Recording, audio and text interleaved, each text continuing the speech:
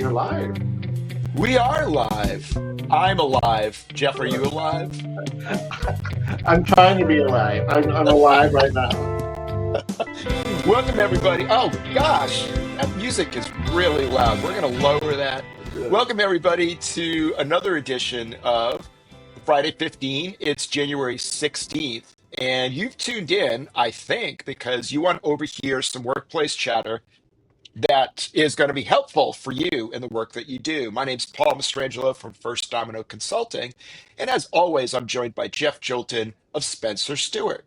And so here we are, Jeff. We're in like part two of a conversation about 2026 and the future. And we're maybe thinking about AI. Jeff, you're not going to replace me with AI, are you? You're not. I thought you were virtual reality all the Max, time. Max, Max Yeah, Headroom. yeah. There you go. I Look it heard up. exactly. Hey, Zoomers. Yeah, there you go. That's right. I heard a really interesting term recently. I can't remember where I heard it, but they talked about AI as digital duct tape. And I really love that term because it's like, oh, we're just using it to fix everything, right? It's just a Mhm. high tech band aid that we're using to kind of solve for every problem. And then like hoping that it works out. And I'm really wondering, we've been talking about trends and how last week we talked about, are we really focusing on the right skills and the right direction, and I'm just wondering, with everything we're doing with AI, and are we wasting capital? Are we overwhelming our teams, our organizations with this focus? And are we solving the wrong problems? Mm. Yeah, so great topic for today. And I think the answer is yes. Um, so, first of all, let me make some. I think this is a good distinction to make about what we mean by AI integration into the work world. And I'm not an expert on this, right? So maybe there are other ways to think about it. But if I were to factor analyze it, if I can use that term, I feel like part of the behavior is what I typically do, which is using Chat GPT or some other generative form of AI. And it's really sort of me working with that system. I think there's a more sophisticated world where, and I am not quite there yet, where I can create an agent that is capable of running tasks with little supervision from me, making some decisions and producing an output that I might have to oversee, but yet it's sort of operating on its own. And I believe when a lot of businesses are thinking about AI, or the business leaders, I should say, they're focusing on that. How can we have people work done by non-people? Um, so if I focus on that side of it for a little bit, Jeff, I completely agree with you. I think we're focusing. I think we're wasting capital because we're not. The analogy of if you walk around with a hammer, everything looks like a nail. Let's use that and sort of twist it a little bit. If I'm walking around with a hammer because you told me I should use this hammer, suddenly I'm looking at my job where I've got to cut up pieces of wood, and I'm like, well, I don't really, should I use the hammer for this? And of course, that's uh, just another metaphor that you're going to yell at me about. But it brought me right. It's not cutting.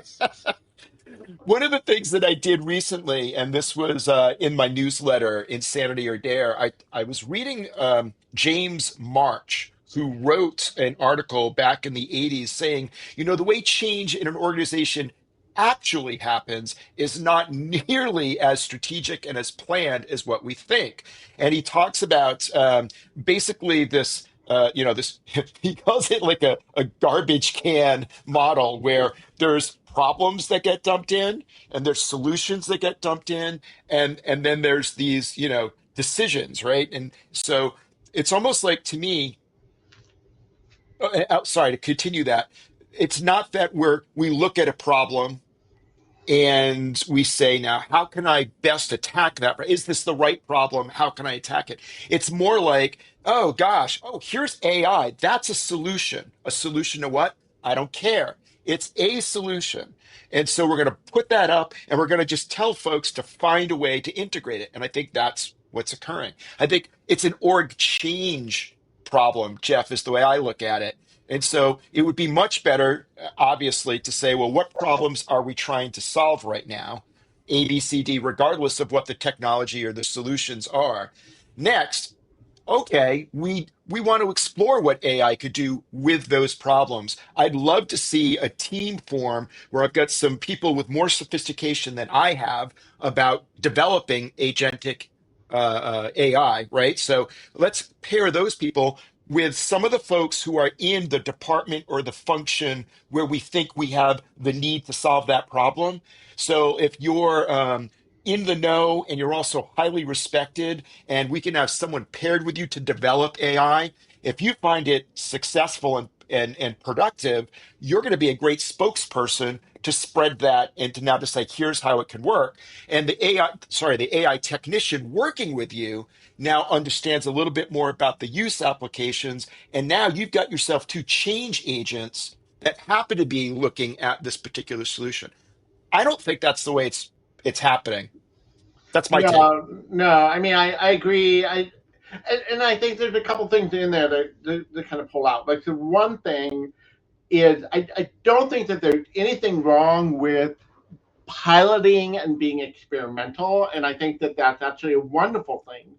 But what happens is leaders just kind of have too much of an expectation to come out of that. So I want to Mm, jump in to do this and get immediate return, right? They attach too much of an immediate ROI to that research or to that pilot, and that's not the point of it, right? The point of a pilot is to see what the potential of the ROI could be, and then predict to say, okay, we can get something out of this. So I think, in a little bit from the org org change perspective, it's putting the cart before the horse and kind of saying, oh, we're going to get this return without really knowing what the mechanics can be. So I think, it is that kind of garbagey direction, but I don't think it's wrong to kind of just kind of shake it all up.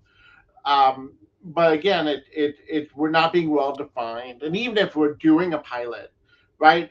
We're saying let's be more innovative or let's be faster, but we're not really, we're finding the most successful initiatives are ones that are clearly well defined, like that the um, we're talking about very specific problems. So it's, can we produce it before it's faster? Can we cut down the amount of time? Can we increase the speed that we solve our customers' problems? Like, can, it being very thoughtful about that, and then get creative with how the agentic AI or whatever tools you want to use can solve for that. And I think we're not spending enough time on that problem clarity, and mhm. thinking that that's going to figure itself out along the way. And it never does. It's like going into a laboratory with chemicals and saying, oh, I'm going to mix all this up and eventually I'm going to come up with something that works. And if you remember your home chemistry kit, when you did that, you always ended up with the rotten egg smell. You always ended up with sulfur, right? It's just, What kind of childhood did you have? You had your own homemade chemistry set? yeah, Dude, we had a home chemistry kit. Didn't you have that at your house? Jeez. um, no, I guess I didn't. But I'm learning so much about you, sir. No, I hear you loud and clear. And it was Apple, right? We were just talking about this. Apple pulled back some sort of AI headline generator because it was hallucinating. And I really thought we were beyond that now, but Well, really? apparently not. I You, you, did. you looked at Grok or whatever that, Well, so but that's look at another what that's example. hallucinating. But yeah, yeah. No, that's a great example, though. So, the ethical concerns around generating some of these images. But in either case, right, whether it's mistakes that are being made or Misuse. uses that are being completely ignored and ethics being ignored, both of those are examples, to your point, of this is being rushed. We're not really doing a good job of prototyping and testing and doing something sort of in a small scale, low risk. Nope, we're throwing it out there. And I know it's not, I mean, it can't be that simple, but obviously ethical concerns, problems, shame on you, for that. Yeah, yeah.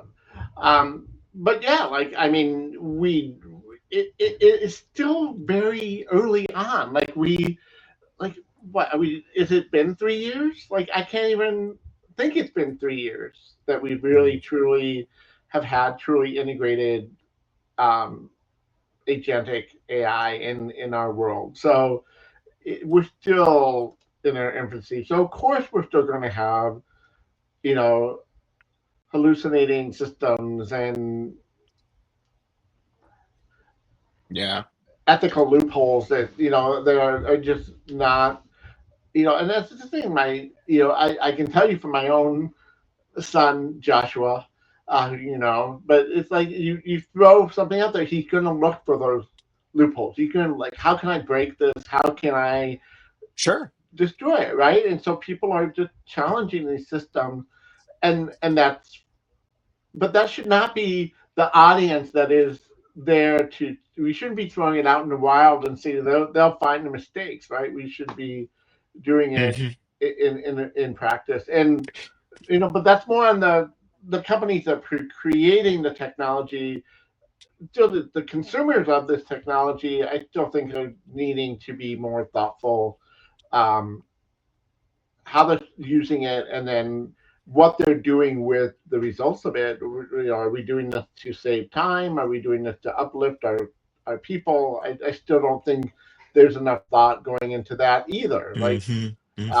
creating a lot of panic around people feeling like they're losing their jobs, and I'm not sure that panic is real either. Hmm. I know it's out there, and I know within the tech industry, people are losing their jobs to AI, but I don't know if that's massive outside of the tech industry. Well, let's try to go to a so what phase in our conversation, Jeff. So we already talked a little bit about from a business point of view, from an org change point of view. Let's be really specific about the problems you're trying to solve. Let's have more of an experimental approach, pull together some people who can work in that prototype environment to develop some things in a low risk way. So I think we're in alignment there. Maybe what we could do with our remaining time, what's so you hinted at this last week and you mentioned it again this week that you weren't so sure that AI was eating into jobs. Why don't we see if we can combine that and say what advice do we have for our audience right now? So here I am. I'm probably a knowledge worker. I might be early in my career. I might be later in my career. And I too am getting the message that I have to integrate AI into my workflow. And I want to, someone wants to see some productivity gains. And of course, I may be concerned about how much productivity gains before I'm outsourced completely. What are your thoughts? What do you say to that in terms of what we've got to do and what individual employees have to do? Tough question to throw at you. All Yeah, right, solve that. you're so screwed. I don't know. Don't come to me for advice. No, I would say I have a friend who's in this situation. no. I think the best thing to think about is I think everyone tends to think very concrete and very like like tactical or technical. And I think the people that are going to be successful and are not going to be at risk of being outsourced or whatever are really the ones that are orchestrating. Like if you kind of think about, yes, all these agentic tools are doing specific low level tasks. There needs to be someone who is understanding how all those pieces come together, that's orchestrating that, that's understanding how this is moving the company forward, and then maybe what are we doing with the time that we're gaining from that. So we're no longer spending our time running those reports. How do we spend that time with our clients, developing better relationships, doing more sales, helping the business in a different way, because now instead of 15 hours a week doing those reports, I only need an hour, to validate it, and now I'm what am I doing with that time? And so think of it more as the orchestrator, the elevator, the augmentator, however you want to come up with fancy words. But I think those are the individuals that are going to be more successful.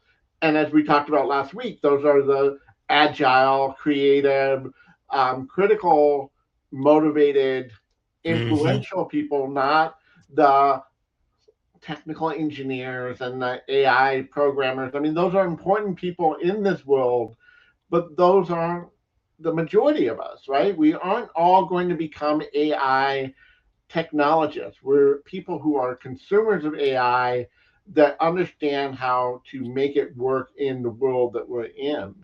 So I think that's to get over this fear of I have to be specific technologist and understand it's more about how do I coordinate um, and promote this technology efficiently for the organization. Well said. It's almost like I hear you saying we need to be good leaders, good employees, and motivated. And this is just another thing in our workspace. It's the same stuff. So, Jeff, I have sad news. Well, It's the end of our 15-minute session with the world. And before we end completely, let me just do a quick shout out. If you want to be as influential online as Jeff and I, okay, let's redo that. If you want to be like way more influential online than Jeff and I, because I know, yeah, that makes sense.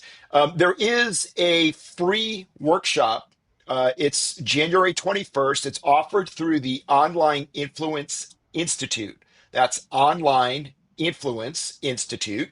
And you can find them online. You can find them online at onlineinfluence.com. So on the 21st, it's I believe 10 a.m. US Eastern Time.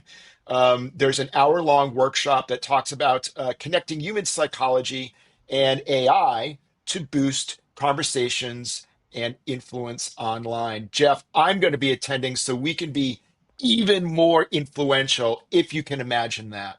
I cannot imagine being even more influential, but I look forward to what you learn. Uh, thank everyone for joining us live. Uh, I have to say, go Bills. Here we go. Here we go. Have a great weekend. All right. Take care, Jeff. Take care, everybody. Happy Friday. Cheers. Bye bye.